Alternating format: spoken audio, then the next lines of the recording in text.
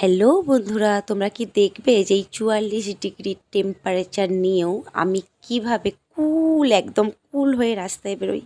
তো চলো তোমাদেরকে দেখাই। তো প্রথমে আমি তো রেডি হয়ে নেওয়ার পর সোজা বাথরুমে চলে যাই একটা গামছা নিয়ে। গামছাটাকে ভালো করে ভিজিয়ে নিচুড়ে নিয়ে এসে মুখেতে প্রথমে বেঁধে নিই, যেভাবে ওড়না বাঁধি ওইভাবে বেঁধে নিই। তারপর আমি আমার ওড়নাটাকে তার উপর দিয়ে এভাবে বাঁধি। তো এইভাবে বেঁধে নিই, বেঁধে টেঁধে নিয়ে একটা সানগ্লাস পরে নিই, কারণ চোখটার জন্য একটা সানগ্লাস পরে নিই।